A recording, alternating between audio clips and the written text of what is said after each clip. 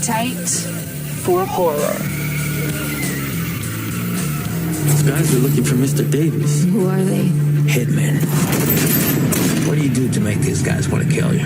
I took down their boss and most of his organization. They've been wanting me dead for years. This man is an elite soldier who we need this taken care of. He must be some kind of black Rambo. Welcome to the podcast, Appetite for Horror, episode number 6. My name is Brando, just a few moments away from speaking with actor Michael Jai White. Might be one of the biggest stars I've ever gotten to interview in my career. Really excited to talk to him about his new film, As Good as Dead. You heard a brief clip of that in the intro. A couple things before we get to Michael Jai White, because I don't want to make you wait too long. The intro reminded you that it's by Sister Midnight, Steve Darrow, who way back when was within a band called Rose and Hollywood Rose with Axl Rose, and told him to go by Axl when he was still going by Bill. That's a whole story unto itself, which you can get at the Mothership podcast, Appetite for Distortion. But with Michael Jai White, I'll be honest right now, As Good as Dead is an action film. So why are we talking about that here in Appetite for Horror? Well, for one, as a horror fan, and not too big into action, this definitely satiates a lot with gore and kind of surprises and things that could be almost horror, but it could be scary moments, and a really good film, kind of like a throwback. As I like throwback horror, 80s, 90s horror, it's kind of like a throwback to the same thing with action films. It's like an old school 90s action film. And of course, with the actor himself, Michael Jai White, a couple things I want to ask him regarding horror. Like, what does he consider Spawn to be? Because he also voices, he announced this, and we'll talk about this as well, Blade, an upcoming video game. And Blade goes into the superhero and horror category. So it's the same thing for Spawn, I think. Let's ask Michael, and we'll talk. It's going to be a short and brief interview, but it's a good one. We'll talk on the back end of it more, because I don't want to make you wait any longer for why you're here. Michael Jai White. Michael, it is an honor to speak with you today. Well, thank you. Thank you so much. Because let me ask, because I'm a Brooklyn boy too. Where did you grow up, if you don't mind me? Where were you born? Elmhurst Hospital, actually, in Queens, but we lived in Brooklyn, East New York. Okay, well, I'm local. Bushwick and Pilling Street. Okay. Yeah. Okay. I was Bill Basin, East Flatbush, but I'm in Queens now, so we're kind of local. But I think that's the only thing that we have similar. Because once you take your shirt off and I take my shirt off, very different people. I watched As Good as Dead last night, and wow, it was a really fun movie. So, because congratulations on another great movie. Thank you. Where was it? I wanted to, I love. I'm still a patron of movies. I wanted to do something that I'd be interested in watching. Mm-hmm. And there's the action, there's the martial arts, but I will always want a mark of my films to be that if you took the martial arts and action out of it, it would still be a movie that you can get something out of. Mm-hmm. And so, I'm happy folks are getting that. Where was it filmed, if you don't mind me asking? Was it filmed in Mexico? Because I know that's where it takes place. Yeah, it was filmed in Mexico. I wanted to have that authenticity there. Okay, cool. I knew some a crew out of Mexico that I reached out to get the film done. Okay. Yeah. Right on. And I guess because you were mentioning other things other than like the martial arts and the action, what I like about you is the comedic relief that was in there. So yeah, there's a scene where it's kind of comedic relief with you and the older brother, where you're kind of like he's making fun of your life, where it's almost like Jean-Claude Van Damme. Mm-hmm. So for those who haven't seen it, can you explain it? Because it's not a Van Damme movie. I will say there's a little Cobra Kai, I think, in there. The way you train the young guy. So it's kind of got some Cobra Kai. It's got some Karate Kid and some Equalizer in there. Yeah. Right on. Very cool. Yeah. So like I said, I really enjoyed watching it, because I didn't know what to expect. I'm more of like a horror guy and a comedy guy, but I like action. But just all the way through. And I got to ask, though, is there going to be a sequel? Because this seems like it's kind of set up for this is going to be a character going forward. Well, I mean, I'm hoping that it'll be a sequel. There's, I wrote it in a way where it's kind of open ended. You might wonder what's going to happen, and it's I kind of wrote a prequel in there as well because when you realize the story that happened before the story we're seeing, and that's what the guys are kind of talking about. It kind of reminds you of a movie type of thing. But Absolutely. I wanted to create a movie that you forget that is a movie. You feel like you're watching authentic, real people in the way that they speak and interact, and also like the character you're speaking about. People don't necessarily know. I don't want to give too many things away.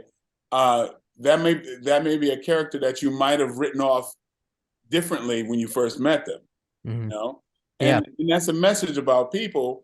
You may not know who they are. Somebody who may seem unsavory could wind up being a hero, And so my character is got a past that you don't know and that you learn about, and so do many others. Yeah, a lot of character building, character development in this movie. But I know I got you here just for a few more minutes, if you don't mind me asking. Speaking of sequels, I'm sure it's the question you get all the time. Spawn. I mean, I grew up on it. I love the cartoon, the movie. I have a Spawn #1 comic. I mean, I'm like the rest of the world. We're waiting. Is there anything is that the latest that one day we can hope to see a Spawn 2 in some facet? I don't know. Like it's so not my, it's not in my control. I've heard rumors about it for 25 years. Right. Yeah. So, they say, oh, they're going to do this with this character or this actor, and I'm like, hey, that's cool. But I honestly am not in. I don't really know. I mean, like I said, it's been talked about for 25 years. So it's not under my control. It's not one of my properties. So, Right. But I'll support it in any way I can as a spectator or as as a character. So I'll see what happens. Well, I'll keep hoping for sure, because it's one of those movies that stuck with me as a kid, and I enjoy it today. And I guess let me ask, because this is on the iHeart podcast for Appetite for Horror, and I'm wondering, whenever I see something for Black Panther, great movie, Chadwick, legend, rest in peace. But they're talking about like a superhero, like this is like a superhero of color, and I guess keep thinking of Spawn, Al Simmons, Michael J. White. Do you feel like you're kind of undersold as a superhero and Spawn, or was it maybe too horror? Like, how do you consider the character Spawn? Because I feel like you as an actor, I don't know, you're obviously very famous, but to me, you're underrated still. You should be up, kind of a Batman, Superman, Spawn. That's how it, for me, it is. Well, I mean, a lot of people feel the same way you do. I mean, I think there's certain contributing factors. A lot of people describe me as underrated and undersold, but it could be due to the fact that I'm not as driven as some people might want. I'm very happy in my life. I don't desire much, and I'm not in this business just to make money and to be famous. It's about character stuff. I turn down a lot of things that I don't that I believe are beneath me. Things that come with a high price tag, but my integrity and my spirit as a husband and father, as just a human being, is way more valuable than that. So that may contribute into me not being where some people might think. Okay. But also that I don't know. I mean, all I can do is the best I can. but I continue to be the happiest person I know. So I wouldn't change anything. I love that answer. That's the best answer because I kind of just asked like a geek question, like who's the best superhero? Like, so I love your response. And thank you for that. And one quick one: do you consider Spawn more of a superhero, or is there like a horror character? Like, are you into horror at all? I think it's more of a superhero. Okay. But incidentally, not only today it is the unveiling in the opening of this movie, As Good as Dead, but also it's the unveiling of my character as Blade in the Marvel video game Midnight Suns. Oh, okay. And that comes out today. I did not know that. Thank you for telling me so that's breaking news. I've been voicing this character for over 2 years, but so yeah, you're gonna get to see, and so it's like today I have two big things dropping. Awesome. The movie and Marvel Midnight Suns, where I'm finally Blade. So people get I'm kind of racking up a number of superhero things anyway. Michael, I hope we get to do this again. Thank you so much for your time. Thank you. Take care. Wow, that was too cool. Short, but sweet, but fun. I had to take the advantage of the opportunity to interview Michael Jai White through my job. I work for, if you're new to this podcast, I work for iHeartRadio. I work for Premier Radio Networks, kind of the same thing, and do this podcast for fun.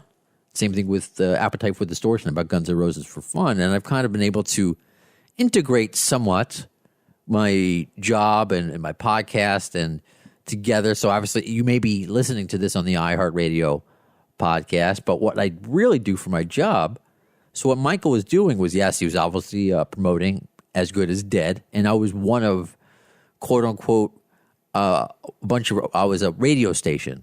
It's a morning presser, a morning radio tour. So my coworker was connecting Michael through Zoom to 15 radio stations. Let's say I don't have the schedule in front of me over the course of 2 hours.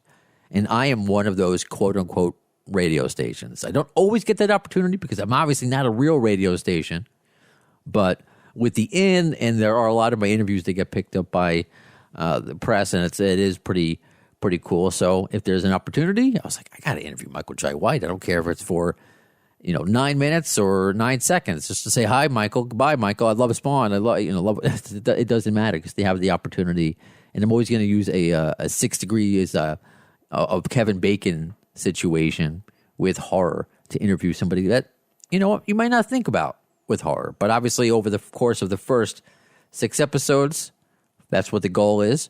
We've had actors and producers from the Terrifier franchise, Phil Falcone and Michael Levy, Al Katz from Tales from the Crypt, Ace Von Johnson. That's a 6 degrees because he's the guitarist for LA Guns. However, he is a huge, massive horror fan and was featured in the new metal history documentary, the History of Metal and Horror documentary, that it was directed by Mike Schiff, who was on our previous episode. So really kicking off this new podcast with a lot of awesome guests right away. And if you're one of the few, right, that are on board this Appetite for Horror train at the beginning, as we start this thing, tell a friend if you like what we're doing so far. Follow us on social media, Appetite for Horror on Facebook, FOR, Appetite for Horror. And on Twitter, it's Appetite 4, Appetite 4 Horror on Twitter and Instagram. And just follow us, and that's how people are going to know about it, because there are going to be plenty more interviews to come, because we're just getting going. I love this genre of a movie. It's what my go-to. I'm currently still binge watching Tales from the Crypt. I was going to start, I have started. I need to focus more to something in today's world. Connect, which is on Hulu, which is a Korean horror series by the guy who did Audition, and just a legendary dude. And I don't know, I with all those Korean films or foreign films, for the most part, I do the subtitles, right? But they're not dubbed. Okay, so I know it's obviously because I need the subtitles because I can't understand the language, but I want to keep it true to the movie, like with Train to Busan or any of these classic foreign horror films. And I think I'm a little bit lazy now. I think I got to go dubbed. So if I'm just curious, if you follow us on social media, let me know what you do. Do you go dubbed or do you go traditional, whatever it is? Like, let the right one in. I watched the Swedish version in Swedish. I didn't dubbed. I actually still haven't even watched the American version yet because the Swedish version was so good. So I'm actually taking a turn from what I normally do, which is to watch in the traditional language and just, which gives me a better appreciation for the actors. But I think I'm just being a little bit lazy. Just being honest with you there. So I would love to know what you're watching. I actually just watched also Parents from 1989 with Dennis Quaid about cannibalism and their little boy who finds out that his parents are eating people. Tame by today's standards, but certainly very controversial in 1989 and gross for 1989. But once you've seen the Human Centipede, I think I'm numb to it all at this point. So have you seen Parents? What are you watching? Are you watching old school stuff or are you watching new school stuff? So again, Appetite for Horror on the major social platforms, Facebook, Twitter, and Instagram. And what is to come, I guess? Future guests. That's how you're going to find out. So if you had a question for Michael Jai White, you could have thrown it in there and I would have asked for you. I would have asked your question for you is probably the proper way to say it. I swear I've been in radio for 20 years. I swear. So follow on social media. That's how you will find out who the next guest on Appetite for Horror will be. Until then, I like ending these shows like with Tales from the Crypt now. So let's keep that going. I've been doing that lately. Until next time, boys and ghouls.